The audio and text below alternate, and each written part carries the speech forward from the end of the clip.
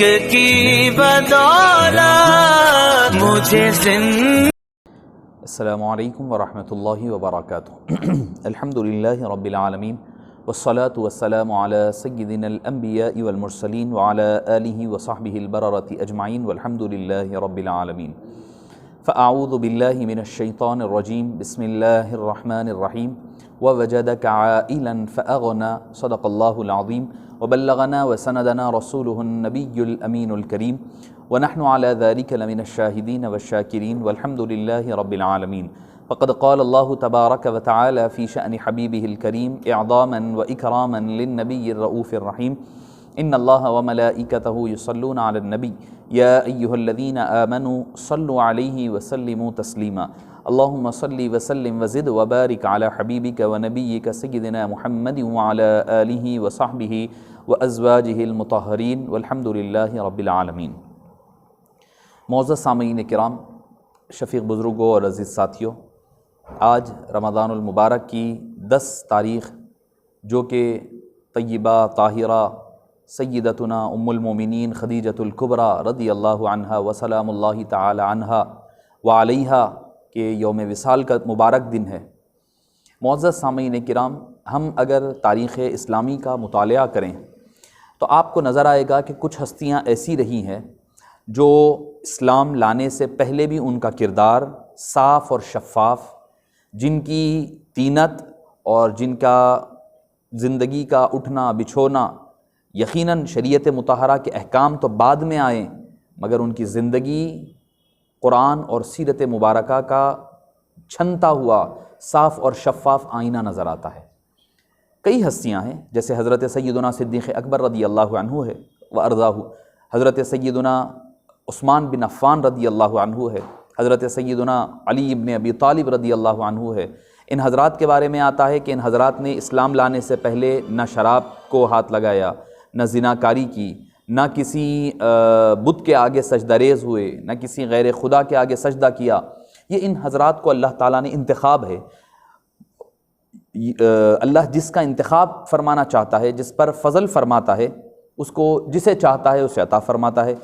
ایسا نہیں ہے کہ ہم یہ نہیں پوچھ سکتے اے اللہ تو نے ان کے ساتھ کیوں کیا، ان کے ساتھ کیوں نہیں کیا، ان کے ساتھ کیوں نہیں کیا، ان کے ساتھ کیوں۔ یہ اللہ کی مرضی ہے، یہ اس کا واللہ یختص برحمتہ من یشاء واللہ ذو الفضل العظیم، جس کے ساتھ اپنا فضل اور رحمت کو خاص کرنا چاہے وہ اس کی مرضی ہوتی ہے۔ یہ ہماری اللہ کی مرضی ہے، وہ اس کا انتخاب ہوا کرتا ہے انہی ذوات قدسیہ میں۔ حالانکہ وہ جس دور میں نبی کریم صلی اللہ علیہ وسلم نے اعلان نبوت فرمایا تھا، ہر طرف کفر، شرک، طغیانیت کا، ظلم و جبر کا ہر طرف بول بالا تھا، ہر طرف یہ باتیں عام تھیں۔ خواتین کا کردار نہیں کے برابر تھا، صفر کے برابر تھا، ان کو نہ ان کا حق دیا جاتا، نہ ان کو عزت دی جاتی، نہ ان کا وقار کا ذکر کیا جاتا، نہ ان کی عزت اور افضائی کی جاتی۔ اور پھر ان خواتین کا جو بیوہ ہو جایا کرتی، ان کا تو اور برا حال ہوا کرتا عرب کے ماحول میں، معاشرے میں۔ ان کو ایک سال تک گھوڑوں اور اونٹوں کے طبیلوں میں بند کر دیا جاتا، وہ 1 سال تک اونٹوں کے طبیلوں میں رہے گی، ان کا کھانا پینا رہنا بسنا اٹھنا بیٹھنا وہیں ہوا کرتا۔ پھر اس کے بعد ان کو کرنا کیا ہوتا کہ وہ اپنے گھر سے اس اونٹوں کے طبیلے سے باہر نکلتی اور نکل کر اونٹوں کے سواریوں کے پیچھے پیچھے چلنا، اور جو غلاظت جانور کرتے وہ غلاظت اپنے کپڑوں پر اپنے جسم پر مل لیا کریں۔ تو یہ طریقہ کار تھا کہ ایک بیوہ کی جو نحوست تھی، ان کے نزدیک جو تصورات تھے، جو بدشگونی تھی ان کے اندر جو پائی جانے والی بقول عرب کے کفار کے، کہ ان کے اندر کی نحوست اس طرح سے دور کیا جاتا۔ یہ وہ دور تھا۔ اس دور میں خواتین کا باکردار رہنا، پاک اور صاف کردار کے حامل رہنا، یہ میں سمجھتا ہوں کہ ایک جوئے شعر لانے سے کم نہیں تھا۔ یہ ایک انہونی کی سی بات تھی وہ دور میں، جبکہ سود تو عام تھا، ربا اور سود عام تھا، بات بات پر وہ سود کیا کرتے، کاروبار ہی نہیں تھا، تجارت نہیں ہوتی تھی، بے نہیں ہوتی بلکہ ربا ہوا کرتا۔ اسی لیے قرآن کریم نے بار بار فرمایا وَأَحَلَّ اللَّهُ الْبَيْعَ وَحَرَّمَ الرِّبَا، اللہ تعالیٰ نے تجارت کو حلال کیا ہے اور ربا کو، انٹرسٹ کو، سود کو حرام قرار دیا ہے۔ یا ایھا الذین آمنوا لا تأکلوا اضعافا مضاعفا، بڑھا کر کے کئی گنا بڑھا کر کے مت کھایا کرو، مت پیسہ مال کھایا کرو۔ کئی مقامات پر اللہ تعالیٰ نے اس کا ذکر فرمایا۔ کیوں فرمایا؟ وہاں پر عام تھا، کوئی برائی نہیں سمجھی جاتی تھی، ان کے نزدیک کوئی قباحت نہیں تھی کہ سود کا کھانا عام تھا۔ مگر ایسے ماحول میں، ایسے کفر اور ناپاکی کے، گندگی کے پراگندہ ماحول میں ایک ہستی جو تھی تاجرہ، مگر وہ ربا پر کام نہیں کرتی، مضاربت پر کام فرمایا کرتی۔ مضاربت کے احکام تو بعد میں آئے ہیں، حبیب پاک نے، قرآن کریم نے، حدیث پاک نے بعد میں ذکر کیا کہ مضاربت کیا ہوتی ہے۔ کسی کے ساتھ سلیپنگ پارٹنر بن کر کے ان سے کام لینا اور ان کو کام کروانا اور اپنا مال کرنا، بیٹھ کر کے انویسٹمنٹ کر دینا اور کر کے اس کے ذریعے سے نفع اٹھانا، پارٹنرز کو مال تقسیم کرنا، یہ جو طریقہ کار ہے یہ آج کے ایڈوانس دور کا کام ہے۔ شریعت مطہرہ نے بعد میں اس کے احکام نافذ فرمائے، مگر خدیجۃ الکبریٰ ایک ایسی ذات ہے جنہوں نے ربا پر کاروبار اور تجارت نہیں فرمایا، بلکہ وہ کاروبار بھی کرتی تو مضاربت کی بنیاد پر فرمایا کرتی۔ ان کا کاروبار سود پر یا مٹی پر نہیں ہوا کرتا۔ تو یہ اسلام اعلان نبوت سے پہلے کی بات ہے۔ اللہ تعالیٰ نے سید کائنات، مخدوم کائنات کی والد مطہرہ سیدہ طیبہ طاہرہ، آپ کے کئی القابات ملتے ہیں، آپ کی القابات کئی احادیث طیبہ میں، کئی مقامات پر حدیث پاک میں بھی آیا ہے، کئی سیر کی کتابوں میں ملتا ہے۔ حضرت سیدتنا خدیجۃ الکبریٰ، اکثر حضرات اس کو خدیجہ پڑھتے ہیں، تو عرض کرتے چلوں کہ خدیجہ لفظ بھی صحیح ہے، خدیجہ بھی صحیح ہے، مگر جو حضرت سید ام المومنین خدیجۃ الکبریٰ رضی اللہ عنہا کا اسم مبارک ہے وہ خدیجہ ہے، نہ کہ خدیجہ ہے۔ خدیجہ نام رکھا جا سکتا ہے، وہ مصغرہ ہوگا، خدیجہ مکبرہ ہوتا ہے عربی قواعد کی روح سے۔ ہمارے اساتذہ فرمایا کرتے چونکہ خدیجہ کے بعد الکبریٰ آ کر کے یہ بات کی وضاحت کر رہا ہے کہ یہ خدیجہ لفظ جو ہے مکبرہ ہے، مصغرہ نہیں ہے، تو خدیجہ نہیں بلکہ خدیجۃ الکبریٰ پڑھا جائے گا۔ بات ایک علمی آئی تو آپ کے بعد گوش و گزار کر کے آگے بڑھوں۔ معزز سامعین کرام، آپ کی ولادت باسعادت اعلان نبوت سے پہلے ہوتی ہے۔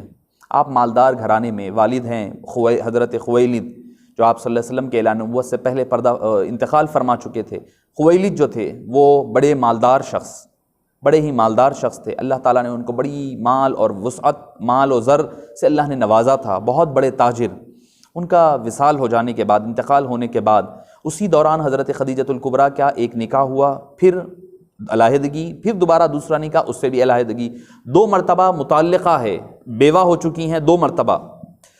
اس کے بعد کئی لوگوں نے آپ کو پیغام بھیجا کہ آئیے ہم آپ سے، بڑے بڑے سرداران قریش نے آپ کو پیغام بھیجا نکاح کے لیے، مگر آپ نے سب کو منع فرما دیا، چونکہ آپ چاہتی تھیں کہ اپنے والد کا جو کاروبار ہے اس پر توجہ دیں، اور 2 مرتبہ مسلسل شادی نکاح ہونا، پھر اس کے بعد علیحدگی، پھر اس کے بعد ٹوٹ جانا، تو اس سے آپ ایک قسم کی متنفر ہو چکی تھی کہ آپ دوبارہ نکاح کرنے کا ارادہ نہیں فرما رہی تھی۔ اور آپ کا کام، جیسے میں نے عرض کیا کہ مضاربت ہوتی، تجارت کے لیے مال، جو مکے کے شہر کے امین، صادق، سچے لوگ ہوتے ہیں، جو امانت دار ہوتے ہیں، ان لوگوں کو ہائر کرتی ہیں، ان کو کاروبار پر لگاتی ہیں، ان کو اپنا مال دے کر کے دوسرے ملک میں، کبھی شام کبھی یمن کو روانہ فرماتی، اور جو بھی اس کا پروفٹ ہوتا، جو بھی اس کی انکم آتی، جو بھی اس کا فائدہ ہوتا، اس کی بنیاد پر ان کو مال دیا جاتا، ان کو اجرت دی جاتی۔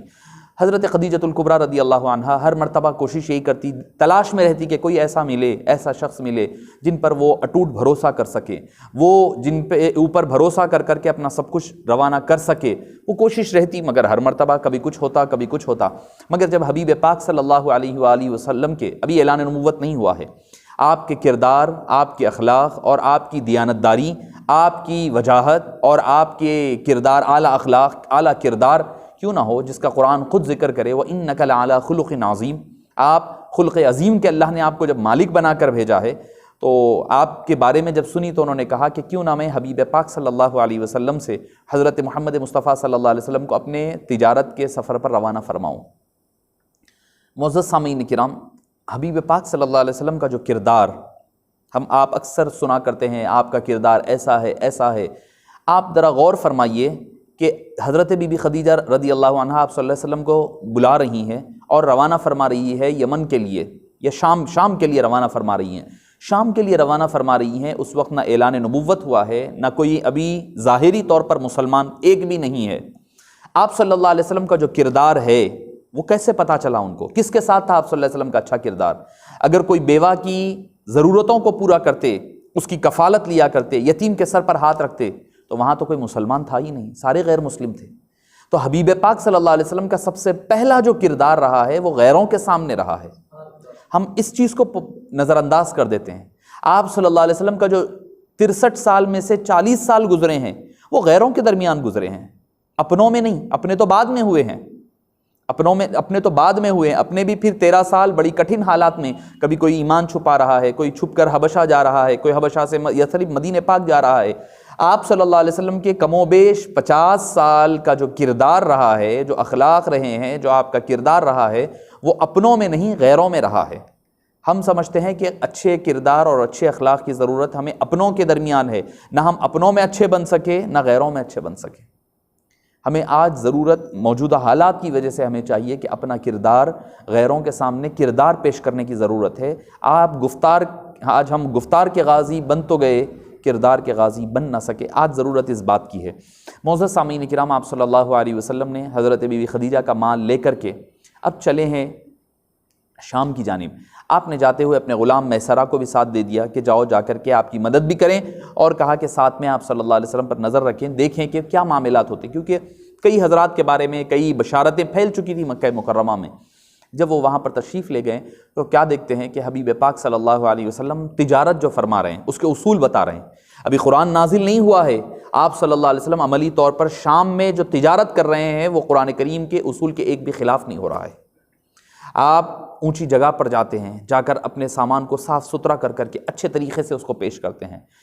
جو آج کی ماڈرن دور میں ہم دیکھتے ہیں کہ جو بزنس اور ڈیولپمنٹ یہ جو حضرات کرتے ہیں مارکیٹنگ وغیرہ کے اعتبار سے کہ پروڈکٹس کو اچھے طریقے سے پیش کرنا، جو اصول آج آپ کے ہمارے درمیان ہے، کوئی بزنس اور کا ماسٹرز کر کر کے MBA کر کر کے بچے سیکھتے ہیں، وہ حبیب پاک صلی اللہ علیہ وسلم نے آپ سے 1400 سال پہلے ہمیں بتا دیا اور سکھلا دیا کہ مال کی تجارت کیسی کی جائے، اس کی نمائش کیسی کی جائے، اس کا پروڈکشن لوگوں کے سامنے پریزنٹیشن کیسے کیا جائے۔ اور ایک روایت یہ بھی ملتی ہے ابن سعد میں کہ آپ صلی اللہ علیہ وسلم کچھ دیر کاروبار کرتے، کر کر کے اپنا کاروبار بند کر کر کے واپس چلے جاتے آرام کے لیے۔ کیونکہ تاکہ سب آپ صلی اللہ علیہ وسلم کے پاس آ جائیں تو دوسرے حضرات کا کاروبار نہ ہونے پائے، کہیں ایسا نہ ہو کہ میری وجہ سے دوسروں کا کاروبار خراب نہ ہو۔ آپ ضرورت مال رکھتے ہوئے مال کو بند کر کر کے چلے جاتے تاکہ کسی اور کا کاروبار بھی ہو جائے۔ آج ہمارے اندر کہاں ہے یہ؟ معاف فرمانا، رمضان المبارک آتا ہے تو ہم رمضان کا مہینہ مبارک مہینہ ہے، ہم کسی بھی چیز کے ریٹ کو 2 گنا 3 گنا بڑھا کر کے بیچ رہے ہیں۔ ہم نمازیں تو پوری ہو رہی ہے، نماز میں جا رہے ہیں، مساجد میں افطار بھی کرا رہے ہیں، افطار پارٹی بھی چل رہی ہے، 3 گنا مال کو بڑھا کر کے بیچ رہے ہیں، اس کی قیمت 2 گنا 3 گنا۔ یہ کون سا طریقہ کار ہے بھئی؟ اسلام نے تو اس مہینے میں دریا دلی کے لیے یہ مہینہ دیا تھا، ہم نے تو اس کو اور زیادہ خراب کر چکے ہیں۔ معزز سامعین کرام، حبیب پاک صلی اللہ علیہ وسلم نے کاروبار فوری طور پر مکمل فرما لیا اور فوری جلد واپس بھی تشریف لائے، اور لا کر کے ہر بار جتنی منافع ہوتا تھا اس سے کئی گنا زیادہ منافع ہوا۔ حضرت بی بی خدیجۃ الکبریٰ کو پورا گن کر کے واپس کر دیا، ورنہ تو ہوتا یہ کہ کوئی کمی بیشی ہوا کرتی پہلے، اب کی بار پورا صاف اور شفاف، ہر چیز کلیئر کٹ، اکاؤنٹس آپ کے سامنے پیش فرما دیے، سارے اکاؤنٹس کلیئر ہے۔ آج کا چارٹرڈ اکاؤنٹنٹ بھی شاید اتنا کلیئر نہیں کر پائے جو منافع کے ساتھ، بہترین فائدے کے ساتھ مال اور نفع والی تجارت فرما کر کے آپ صلی اللہ علیہ وسلم نے لا کر کے دے دیا۔ بڑی خوش ہوئیں، اور آپ صلی اللہ علیہ وسلم کو جو مضاربت کے ذریعے سے آپ کا نفع بنتا تھا، منافع وہ دے دیا۔ دینے کے بعد حضرت میسرہ جو تھے ان سے پوچھا کہ آپ صلی اللہ علیہ وسلم کا کاروبار کیسا رہا؟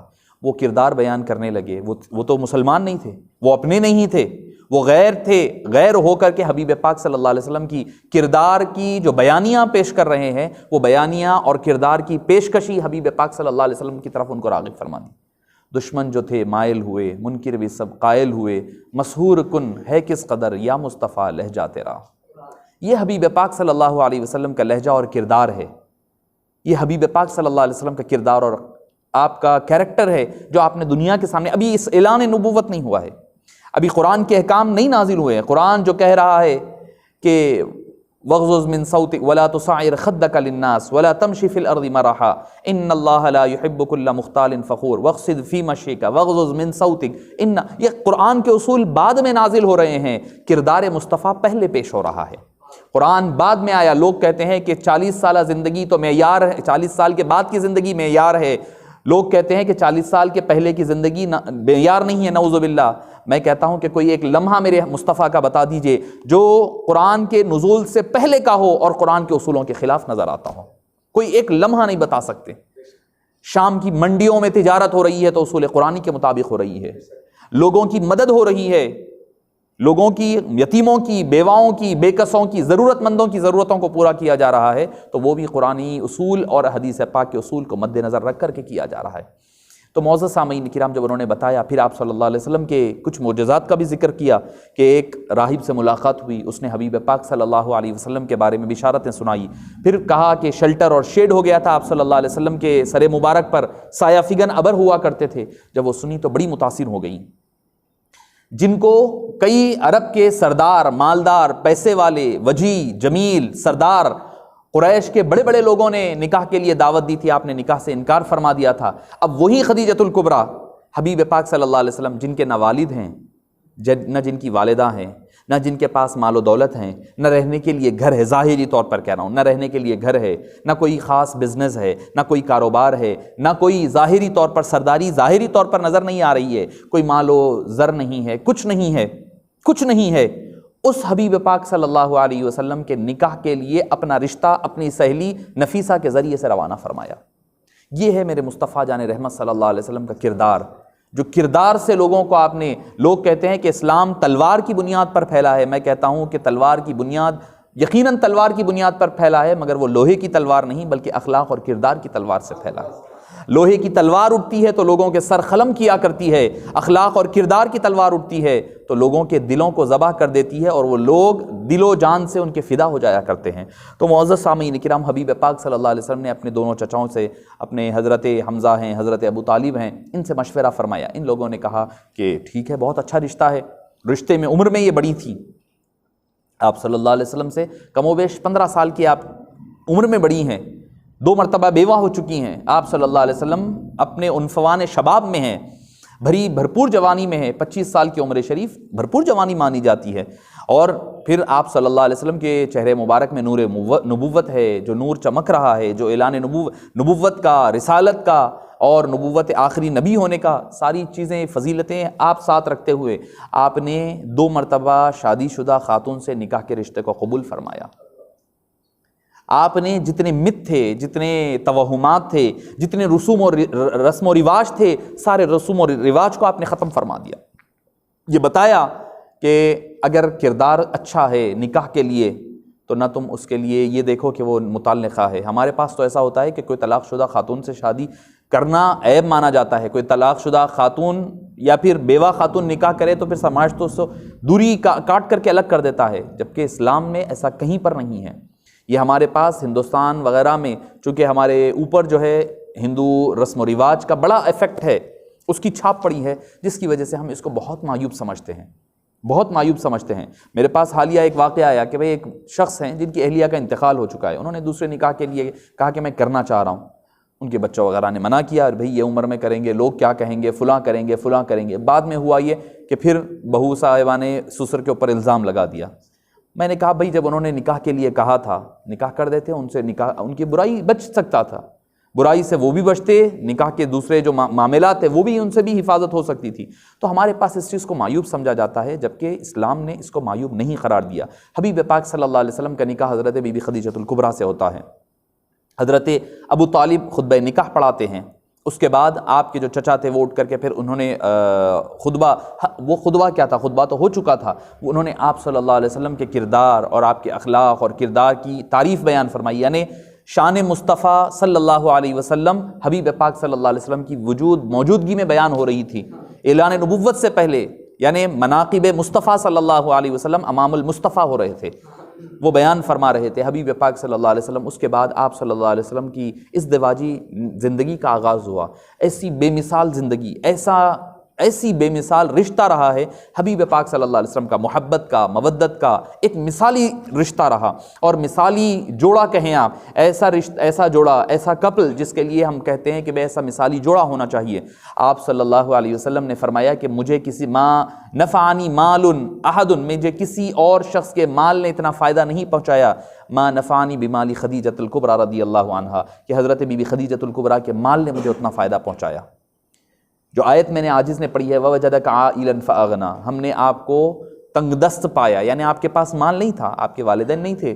حضرت ابو طالب کے بارے میں آتا ہے کہ 8 سال یا 9 سال کی 10 سال کی عمر شریف ہے، جب حبیب پاک صلی اللہ علیہ وآلہ وسلم نے جب دیکھا کہ حضرت ابو طالب کے پاس مال و دولت نہیں ہے اور کئی دن فاقہ گزرتا ہے، بچے زیادہ ہے، تو آپ نے اپنے چچا سے اجازت لے کر کے، بخاری شریف کی حدیث پاک ہے، آپ نے بکریاں چرانے کا جو کام ہے اس کا آغاز فرمایا 8 سال یا 10 سال کی عمر مبارک میں، اور فرماتے ہیں کہ اس کے عوض مجھے کچھ خیرات مل جایا کرتے تھے جو میں حضرت ابو طالب چچا کو دے دیتا تاکہ ان کی مالی مدد ہو جائے۔ خیرات کے بارے میں بعض کہتے ہیں کہ اس دور میں کوئی کرنسی کا نام تھا، یا پھر جیسا ہمارے پاس پیسے ہوتے ہیں، روپیہ ایک ہوتا ہے، پیسہ وہی جو درہم و دینار ہوتے ہیں ان کا ایک حصہ خیرات کہا جاتا۔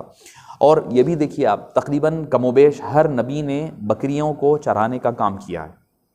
اس کی وجہ ہے کیا کہ بکری، اسی لیے آپ دیکھیں کہ بکری میں غصہ نہیں ہوتا، بکری بڑی نرم ہوتی ہے، بکریوں میں محبت ہوتی ہے۔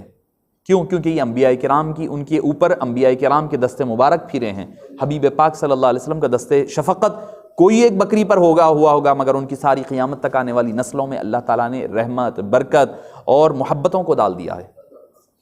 کیوں اللہ تعالیٰ ان کو دیا کرتا؟ تاکہ ہوتا یہ کہ اس کے لیے بہت صبر کی ضرورت ہوتی ہے بکریوں کو، کیونکہ ان کو لینگویج نہیں آتی، آپ جو بولیں گے وہ سمجھیں گے نہیں۔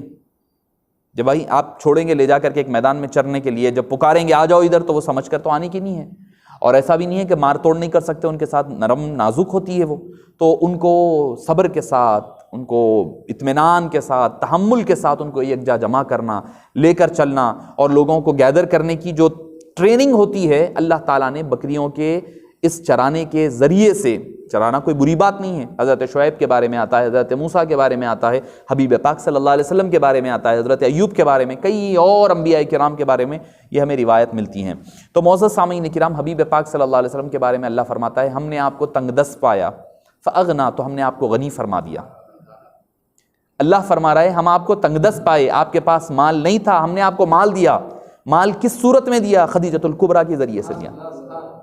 مفسرین کرام فرماتے ہیں اس کی شان نزول بی بی خدیجۃ الکبریٰ مراد ہیں، کیونکہ مال نہیں تھا، مال آیا۔ کیسا آیا؟ خود حبیب پاک فرماتے ہیں مجھے خدیجہ کے مال سے زیادہ کسی اور نے مال کا فائدہ نہیں دیا۔ حضرت ابوبکر صدیق راوی ہیں اس کے کہ ایک مرتبہ جب آپ باہر تشریف لے گئے حبیب پاک صلی اللہ علیہ وسلم، دیکھا کہ بھئی کئی صحابہ ہیں جو غریب ہیں، حضرت بلال ہیں، حضرت عمار ہے، یاسر ہیں، یہ لوگ غریب صحابہ ہیں جن کے اوپر ظلم و ستم ہو رہا ہے۔ آپ صلی اللہ علیہ وسلم بڑے غمگین ہو گئے، آنکھوں سے آنسو رواں ہو گئے، اور جب آپ گھر پر آ کر تشریف فرما ہوئے تو بی بی خدیجۃ الکبریٰ نے پوچھا کہ کیا بات ہے، کیا آپ ملول نظر آ رہے ہیں؟ تو آپ فرمایا کہ بھئی میں دیکھ کر کے یہ تکلیف ہوئی ہے۔ حضرت سیدنا صدیق اکبر جنہوں نے اپنا سب کچھ، سارا اثاثہ یار کے قدموں پہ رکھ دیا، ٹالی نہیں ہے ایک سخی نے سخی کی بات، یہ حال حضرت صدیق اکبر کا ہے۔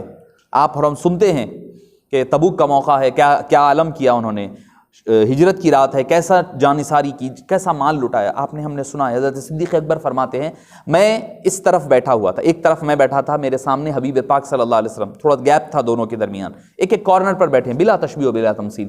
حضرت بی بی خدیجۃ الکبریٰ گھر میں اندر جاتی، مال لا کر ڈالتی آپ صلی اللہ علیہ وسلم کے سامنے، یعنی ایک طرف حضرت صدیق اکبر ہے بلا تشبیہ، ایک طرف صدیق اکبر ہے، ایک طرف حبیب پاک ہے، دونوں کے بیچ میں مال ڈالا کرتی۔ فرماتے ہیں کہ مال ڈالتی گئیں لا کر اتنا ڈالی کہ مجھے حبیب پاک صلی اللہ علیہ وسلم نظر نہ آنے لگے۔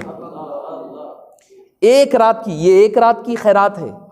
فرمایا یا رسول اللہ یہ اتنا ہی میرے پاس ہے، آپ اسے قبول فرمائیے، اپنے جو جانثار، جو غلام ہے، جو صحابہ ہے، ان کو آزاد فرمائیے۔ اس قدر آپ نے سب کچھ، مکے کی مالدار خاتون ہے، سب کچھ نچھاور کر دیا، کوئی چیز اپنے پاس نہیں رکھی، سب کچھ، نہ اپنے آل اولاد کے لیے نہیں سوچا کہ میری آل اولاد کا کیا ہوگا، فاطمہ کے لیے کیا رہے گا، زینب کے لیے کیا رہے گا، رقیہ کے لیے کیا رہے گا، ام کلثوم کے لیے، کسی کے بارے میں نہیں سوچا، سب کچھ میرے حبیب پاک صلی اللہ علیہ وسلم کے لیے نچھاور فرما دیا۔ ایسی زوجہ اسی لیے حبیب پاک سے، اور یہ شان صرف سیدہ خدیجۃ الکبریٰ رضی اللہ عنہا کو حاصل ہے کہ آپ صلی اللہ علیہ وسلم نے آپ کی حیات مبارکہ میں کسی اور زوجہ سے نکاح نہیں فرمایا. آپ بعد میں جتنے ہوئے، حضرت سودا کے ہوتے ہوئے بی بی عائشہ سے فرمایا، بی بی عائشہ کے رہتے ہوئے حضرت حفصہ سے، زینب بنت خزیمہ سے، زینب بنت جحش، ہر ایک کے بعد ایک کے ساتھ ایک کا کرتے رہے، اور آخر میں آپ کی وفات مبارکہ کے وقت 9 ازواج ایک ہی وقت میں موجود تھیں. مگر خدیجۃ الکبریٰ رضی اللہ عنہا کی حیات مبارکہ میں کسی اور زوجہ سے آپ نے نکاح نہیں فرمایا. یہ شان، یہ شرف صرف خدیجۃ الکبریٰ رضی اللہ عنہا. اور آپ کو پتہ ہے آپ صلی اللہ علیہ وسلم حضرت خدیجۃ الکبریٰ کو بنت العم فرماتے، یعنی چچیری بہن، اور بی بی خدیجۃ الکبریٰ آپ صلی اللہ علیہ وسلم کو ابن عم فرمایا کرتی، یعنی رشتے کے اعتبار سے دونوں چچیرے اور تائرے بھائی، چچیرے بھائی بہن ہوا کرتے تھے. اوپر رشتہ 3 پشتوں میں چلے جائیں تو اوپر جا کر کے حضرت خویلد کے بعد عبد مناف کے پاس جا کے مل جاتا ہے. تو رشتے کے اعتبار سے چچیرے بھائی یہ کہتی، وہ چچیری بہن ان کو فرمایا کرتی. اور بی بی خدیجۃ الکبریٰ رضی اللہ عنہا ایک لفظ زبان پر نہیں آتا. آپ صلی اللہ علیہ وسلم نے کچھ سال تجارت فرمائی، اس کے بعد جب آپ کی 36-37 سال کی عمر شریف رہی، یعنی اعلان نبوت سے کم و بیش 2.5-3 سال پہلے آپ صلی اللہ علیہ وسلم غار حرا میں جا کر آرام فرمانے لگتی. غار حرا میں آپ اندازہ لگائیے 40 سال کی اگر آپ کی عمر شریف ہے تو بی بی خدیجۃ الکبریٰ کی اس وقت 55 سال کی عمر مبارک ہے، 15 سال کا فرق ہے. آج جب کہ کئی سہولتیں ہیں، سیڑھیاں بن چکی ہیں غار حرا پہ اوپر چڑھنے کے لیے. غار حرا میں اوپر چڑھنے کے لیے آج سیڑھیاں بن چکی ہے، پراپر طریقہ کار سے. آپ ٹھیک ہے جیسا ہونا چاہیے ویسا نہیں ہوگی، مگر پھر بھی آج بھی پہاڑ کو کاٹ کر کے سیڑھیاں بنائی گئی ہے جب کوئی سیڑھی نہیں تھی. آپ صلی اللہ علیہ وسلم تو بھرپور آپ کی عنفوان شباب ہے، اس وقت آپ چڑھ کر پہاڑ جا رہے ہیں 40 سال کی عمر مبارک میں. ہم سمجھ سکتے ہیں ٹھیک ہے مرد حضرات کے لیے پھر بھی آسان ہے. حضرت خدیجہ 55 سال کی عمر مبارک ہے. آپ صلی اللہ علیہ وسلم کے آپ کے بارے میں آتا ہے کہ جب آپ کا کھانا ستو وغیرہ ختم ہو جاتا پانی، تو بی بی خدیجۃ الکبریٰ تنہا پہاڑ چڑھتی اوپر غار حرا. کس لیے؟ صرف حبیب پاک صلی اللہ علیہ وسلم کے غذا پہنچانے کے لیے اوپر جاتی اور جا کر کے حبیب پاک کو پہنچایا کرتی. یہ ایک مثالی بیوی. اور یہ کون؟ آج کل ہمارے پاس یہ سمجھا جاتا ہے کہ لڑکی جو ہے اگر امیر باپ کی لڑکی ہے تو وہ سمجھتی ہے کہ بھائی میں کام کیوں کروں، میرے باپ نے تو پیسہ دیا ہے، میں تو پیسے والی ہوں، میں اپنے گھر میں کام کر آئی ہوں، میرے لیے کوئی ضروری نہیں ہے. پھر اس کے بعد کچھ فتوے بھی لا لیتی ہیں وہ کہ بھائی ہاں عورت کے لیے کام کرنا ضروری نہیں ہے، وہ ایسا نہیں ہے ویسا نہیں ہے، ماں باپ کی ساس سسرے کی خدمت کرنا میرے اوپر ضروری نہیں ہے. یہ ساری باتیں آ جاتی ہیں. بی بی خدیجۃ الکبریٰ سے زیادہ مالدار تو وہ نہیں تھیں، مگر خدیجۃ الکبریٰ گھر کے سارے کام کر رہی ہیں، بچوں کو دیکھ رہی ہے، بچیوں کو دیکھ رہی ہے، اور غم پر غم بھی ہو رہے ہیں. بیٹوں کا انتقال ہو رہا ہے. حضرت قاسم گزر چکے، حضرت عبداللہ گزر چکے. اس کے باوجود بھی ایک زبان پر شکوہ، رنج اور الم نہیں آیا کرتا ہے. رنج و الم نہیں آیا کرتا. میرے سے ایک بات اب آئی ہے تو میں زیر بحث عرض کرتے چلوں. ایک صاحب آئے اور لڑکی اور لڑکے کا وہاں جدہ میں ایک مسئلہ آیا تھا. انہوں نے کہا کہ لڑکی نے کہا مول صاحب کیا ساس سسر کی خدمت کرنا میرے اوپر ضروری ہے کیا، فرض ہے کیا، یا شوہر کی پکوان کرنا، خدمت کرنا ان کے. میں نے کہا فرض تو نہیں ہے کہ آپ ساس سسرے کی کریں، مگر میں بولا کہ آپ جب آپ کے گھر آپ کے ہسبینڈ جاتے ہیں، یعنی آپ کے والدہ والد سے ملنے کے لیے، آپ کے بہن بھائی سے ملنے کے لیے، تو جا کر وہ کیا کرتے ہیں، کچھ جاتے وقت کچھ حسن سلوک کے طور پر کچھ لے کر جاتے ہوں گے. میں نے ہاں لے کر جاتے ہیں. میں نے آپ کو خوشی ہوتی ہے؟ ہاں ہوتی ہے. میں نے ان کے اوپر وہ بھی فرض نہیں ہے. آپ کے گھر کو جاتے وقت بسکٹ لے جانا، مٹھائی لے جانا وغیرہ لے جانا، کوئی حسن سلوک کرنا، وہ ان کے اوپر بھی فرض نہیں ہے. وہ کیوں کر رہے ہیں؟ وہ آپ کی صورت سے کر رہے ہیں. تو وہ آپ کی صورت سے کوئی حسن سلوک آپ کے والدین کے ساتھ کر رہے ہیں، تو آپ شوہر کی صورت سے ان کے والدین کے ساتھ حسن سلوک کر دیجیے.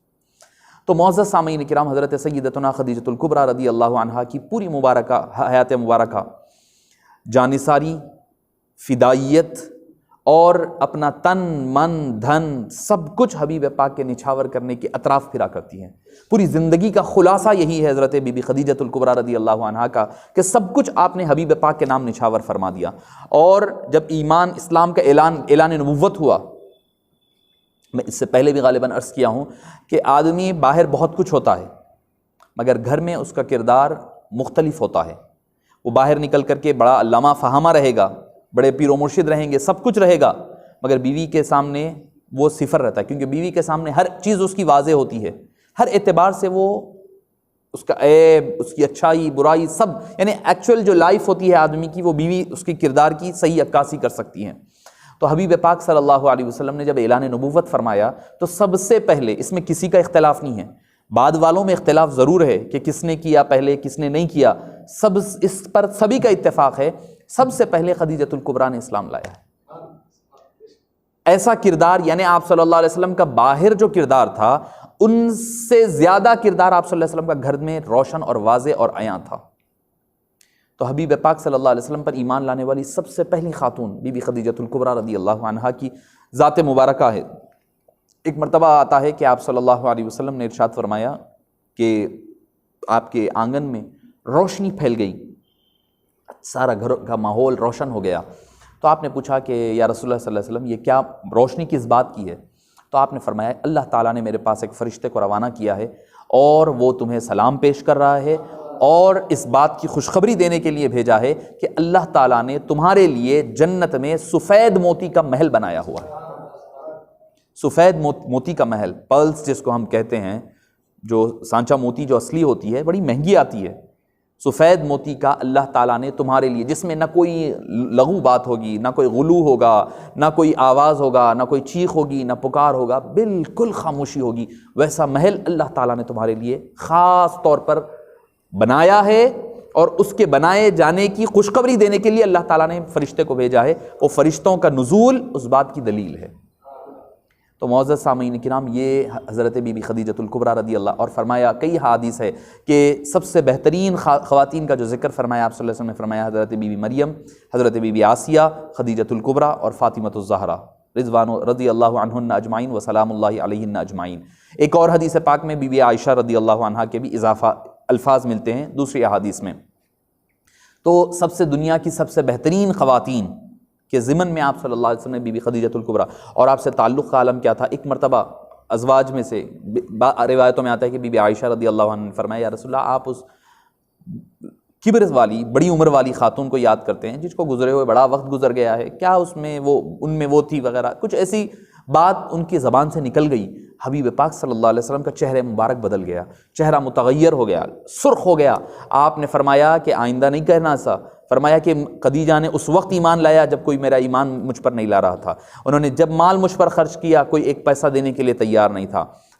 بی بی عائشہ فرماتی ہے اس کے بعد ہم نے کبھی پھر حضرت بی بی خدیجۃ الکبریٰ کے بارے میں کوئی غلط بات نہیں کی، اور جب بھی گھر میں پکوان ہوتا، یعنی ابھی یہ کب کی بات ہو رہی ہے؟ مکہ مکرمہ ختم ہو چکا، وہ دور مکمل ہو کر کے مدینہ منورہ تشریف لائے ہیں، مدینہ منورہ میں 5-6 سال گزر گئے۔ بی بی عائشہ فرماتی ہے جب بھی کوئی اچھا پکوان ہوتا آپ صلی اللہ علیہ وسلم فرماتے کہ پکوایا ہوا پہلا کھانا کھانے سے پہلے فرماتے خدیجہ کی سہیلی کے گھر لے جا کر کے دے کر کے آؤ۔ ان کی بہن حضرت ہالہ آتی، حضرت ہالہ جو آپ صلی اللہ علیہ وسلم کی بیٹی حضرت زینب کی ساس ہوا کرتی تھی رشتے میں، ان کے بیٹے آس تھے، بعد میں ابو العاص تھے، وہ بعد میں جا کے عبداللہ بن عاص بنے، تو حضرت بی بی زینب کی ساس ہوا کرتی، وہ جب آتی تو آپ صلی اللہ علیہ وسلم ان کے احترام کے لیے، اس وجہ سے نہیں بیٹی کی ساس ہے، اہلیہ کی بہن ہے، سالی ہونے کے اعتبار سے، آپ ان کے لیے اٹھ کر ٹھہر جاتے اور ان کا استقبال فرماتے، ان کے لیے اچھی چیز بچھائی جاتی، اپنی کمبل مبارک بچھا کر کے ان کو اس پر بٹھایا کرتے تھے۔ یہ محبت بی بی عائشہ فرماتی ہے کہ میں نے کسی اور کے بارے میں آپ صلی اللہ علیہ وسلم کی اس قدر محبت اور اس قدر وارفتگی اور مودت کو میں نے نہیں دیکھا ہے، اور زندگی بھر آپ نے جب بھی آپ نے یاد کیا اچھائی کے ساتھ حضرت بی بی خدیجۃ الکبریٰ رضی اللہ عنہا و ارضاہا کا ذکر خیر فرمایا کرتے۔ یعنی جو ایک مثالی خاتون بیوی ہونا، مثالی زوجہ ہونا، وہ سارے کردار اللہ تعالیٰ نے بی بی خدیجۃ الکبریٰ رضی اللہ تعالیٰ عنہا و ارضاہا میں عطا فرمائے۔ ان کے کردار کیسا تھا؟ ان کے کردار کی اور استقامت کا عالم دیکھیں آپ، استقامت کس کو کہتے ہیں وہ دیکھیں آپ۔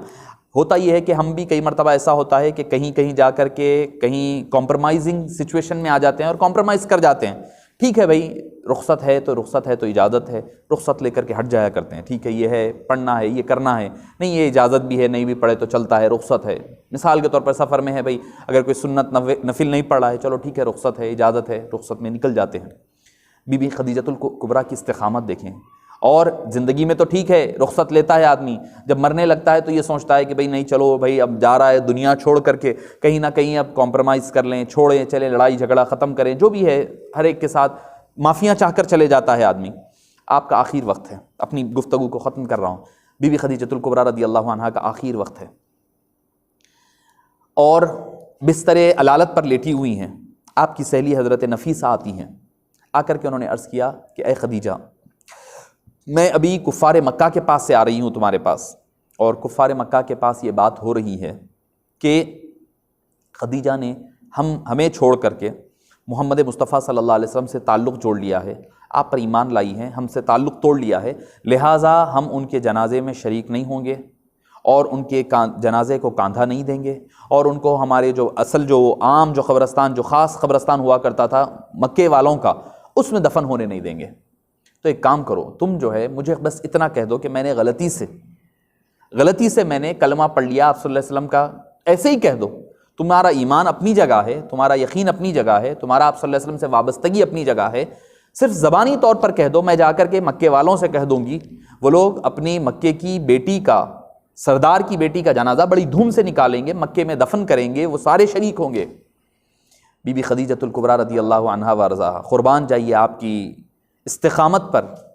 اور ایسا وقت جب کہ آدمی دنیا سے گزر رہا ہے، چاہتا ہے کہ سب کو خوش کر لے، غیر کو بھی اپنا بنا کر کے جائے، معلوم ہے کہ بستر علالت پر ہے، آپ نے سہارا لے کر کے بستر علالت پر سے اٹھ کر بیٹھ کر کے حضرت نفیسہ کے کاندھوں کو پکڑ کر کے ہلا کر کے فرمانے لگی، اے نفیسہ، تم کہہ رہی ہے کہ میں نے ایمان غلطی سے لایا ہے، حبیب پاک پر جانثاری یہ ایک اتفاق ہوا ہے، نہیں، ہزاروں بلکہ لاکھوں بار ہو سکتا ہے کہ عقل اور خرد نے میرے طواف کیے ہوں گے، تب جا کر کے میں نے اپنے سر کو مصطفیٰ کے آگے جھکایا ہے.